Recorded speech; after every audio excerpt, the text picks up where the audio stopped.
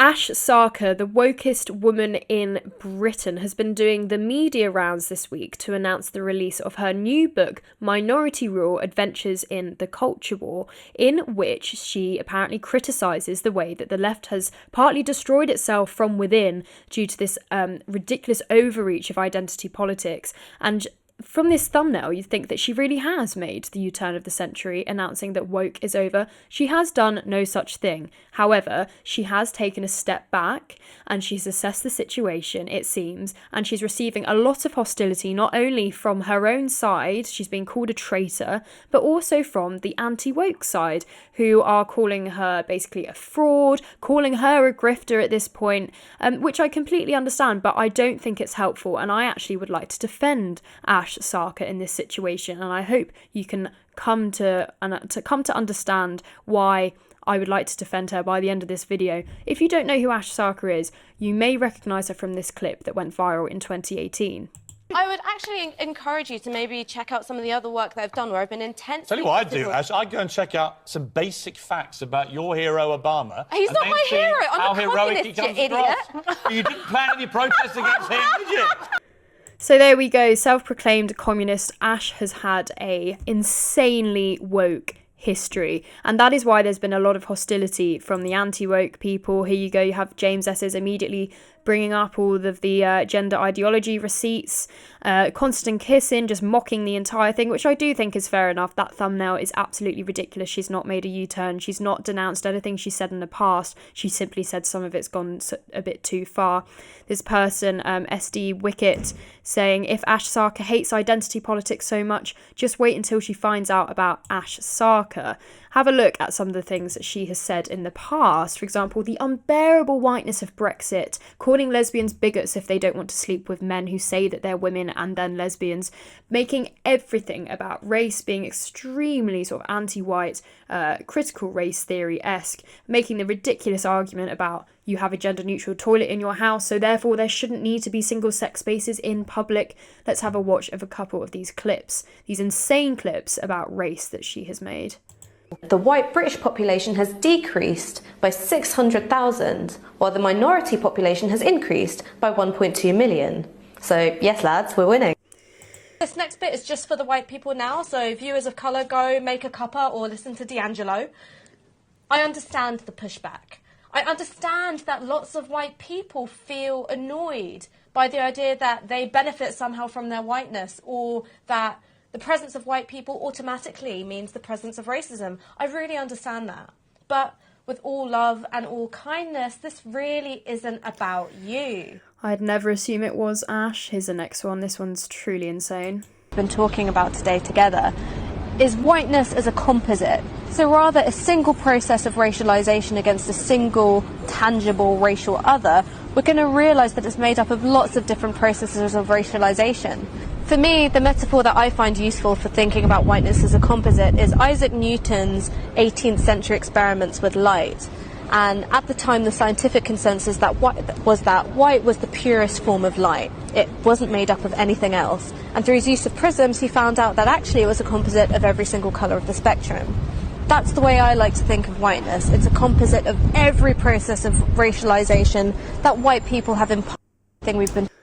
And here we have, to finish up, Ash calling Julie Bindel a bigot for saying that men should not be housed in women's prisons. So as you can imagine, with this sort of history, it was quite a shock to see something like this pop up, and is why I do understand that there's hostility from the right and the anti-woke sphere, basically saying that this is all a farce, and how can you suddenly go back on some of the things you've said? The thing is that she hasn't gone back on what she said. However, I think she is starting to question things, and the reason that I feel slightly defensive for her is because I do think that she is being quite brave to potentially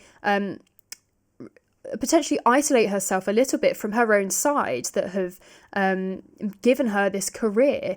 She has been called a traitor, just simply for not even saying anything that profound. She's simply saying that maybe this has gone a bit too far. Imagine what would happen if she all of a sudden came out and said, no, all of this is wrong. I know that's what the anti-woke want to see, but that's simply just not how life works.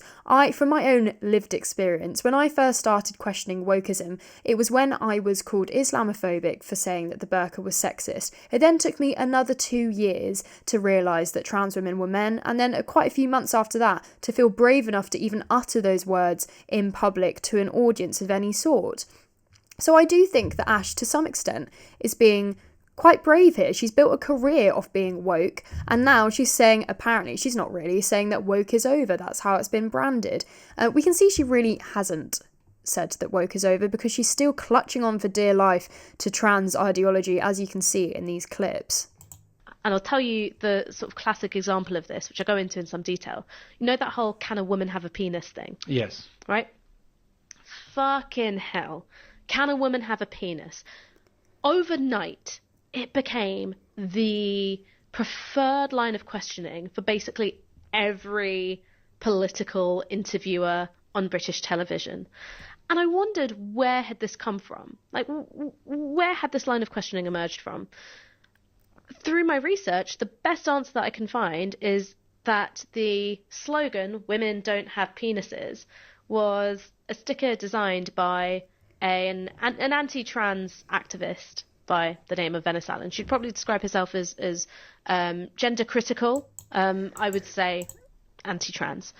So there we go, still calling women feminists who say that women are adult human females as anti-trans. Shout out to Venice, she's one of my gender critical aunties. She's an absolute legend. This is the sticker that Venice made, which Ash is referring to.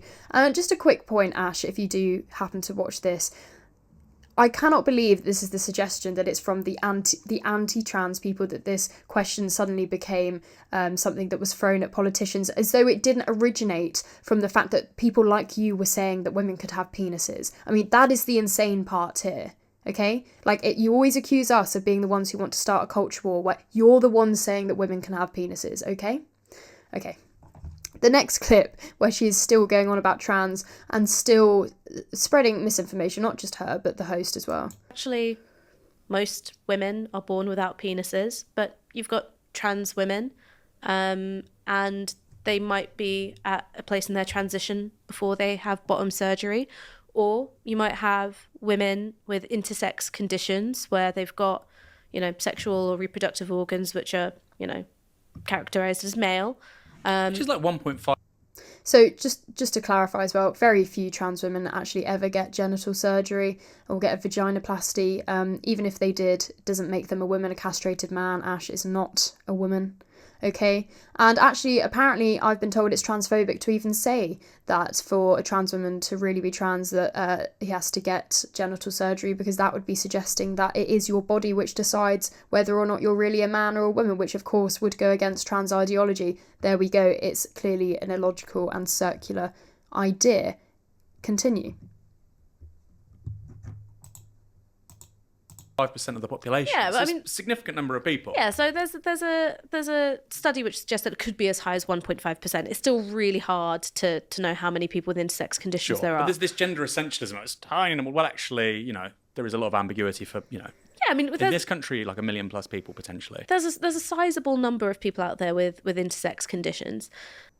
And so here, once again, I think actually that Ash is being a bit precautious, because Aaron, the host here, is suggesting that false claim that 1.5% of people are intersex, or what they really mean is people who have differences in sexual development, which anyone with a DSD is still either male or female. It doesn't mean that there's more than two sexes, but this, again, inflated idea. And I think that Ash is possibly aware of that from her reaction. She's quite cautious, but I can tell in the reaction from the host that I'm not sure he's very comfortable with the way that Ash is going here. And this must be a very difficult position for Ash to put herself in, to basically almost lose the support, perhaps, of some of her followers. I think that's quite an honourable thing to do, to put her head above the parapet. I know the bar is on the floor on the left to put your head above the parapet, but that is what she's doing here. And as I've already said, it took me a long time to, like, the trans was once you drop the trans, everything else starts making a lot more sense, and you realise there are so many things that you believed that might not be true. And so everyone has to start somewhere. I think perhaps, even though she has written an entire book, perhaps this is Ash's starting point, and I think will be very helpful for the anti-woke side, which I thought we all wanted to see young people convinced out of this. And that's why I was so surprised to see the amount of hostility from the anti-woke sphere about this, and you know, even and Brendan O'Neill at Spiked saying that it's too little, far too late. I don't think it's ever too late for someone to suggest that maybe they weren't right all of the time. I know that Ash hasn't denounced anything specifically that she's said, and I know that would be, apologies would be welcomed. But I really thought I was going mad until I saw Claire Fox say this. I've always believed that a healthy politics should be about persuasion, persuading those who disagree to think again, change their mind. Far more democratic than demonising and cancelling opponents. It's the whole USP of the Academy of Ideas. So, galling though it is, I take more joy in heaven over one sinner who repents approach to this erstwhile canceller. I think that's a very sensible approach to take. We don't have to hate these people. I understand, you know, my life hasn't been ruined. It could have been, but my life hasn't been ruined by being cancelled. But for others it is, and that's why I understand the sentiment of James Dreyfus saying that just a simple nod would be enough to basically say, look, I'm sorry for pushing this ideology. And then there's this other thing from Victoria Smith. She says one thing that's so upsetting about the Ash Sarkar thing is that it really does feel like it was a fashion. It was real lives that were wrecked for made up crimes, but look, that was the thing we were into back then. I completely agree, it is a fashion, but that doesn't mean that people didn't genuinely believe it. I genuinely believed all of this stuff when I was saying it, despite the fact that no one had ever properly challenged my view. And I think Ash explains this quite well in this clip here.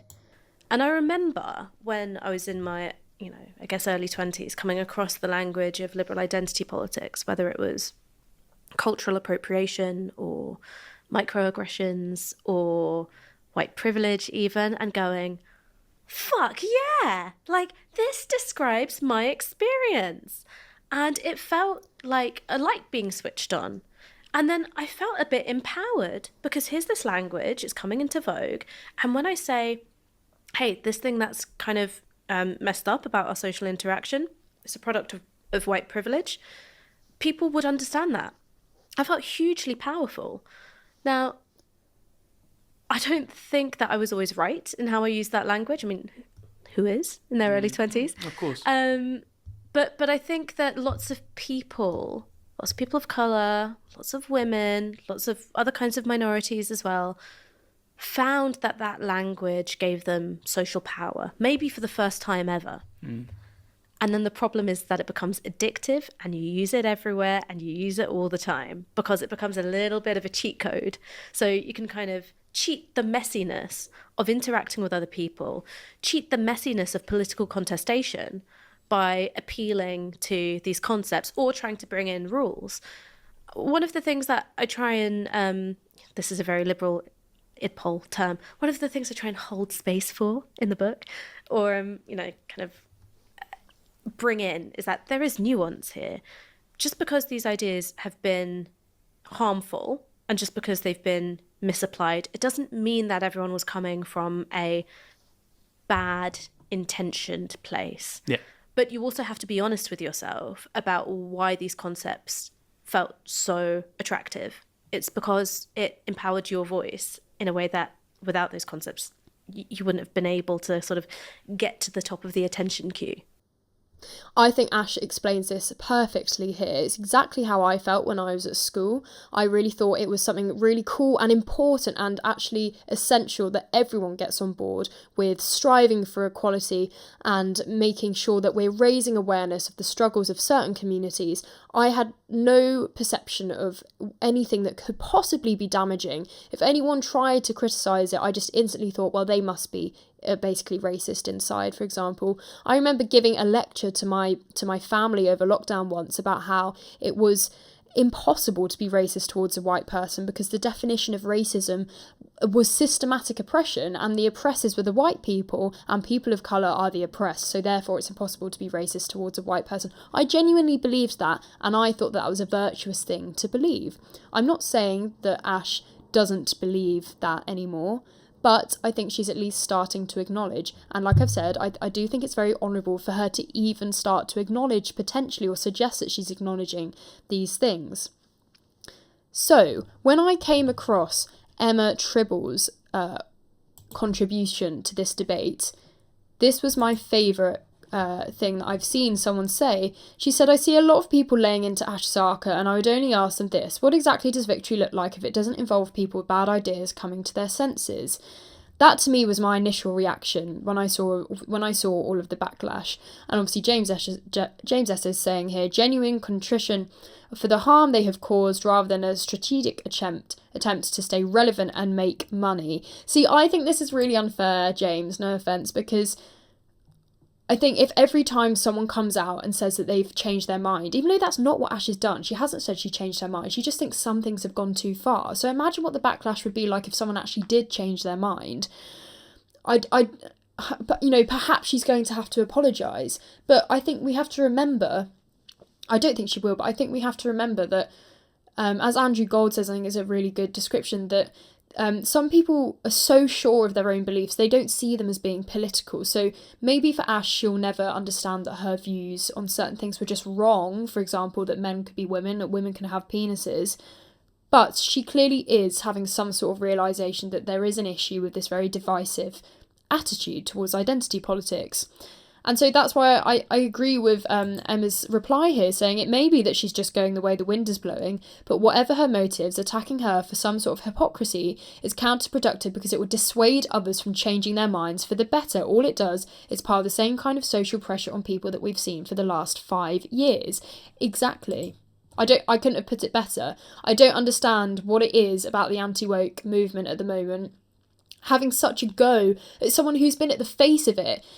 You know, I think perhaps in this sort of period at the moment where we keep saying the tide is turning, and when one huge woke figure comes out and suggests that yes, the left is wrong in some ways on this issue, and there's so much backlash. Is this not what we want? I'm not saying that there shouldn't be retractions, but I think this should be a positive thing, and just give it time. It took me time to realise that a lot of things I thought in the past were wrong and actually harmful, even though I thought the opposite. I thought what I was saying was the kind thing, and everyone else that was saying the opposite was being harmful.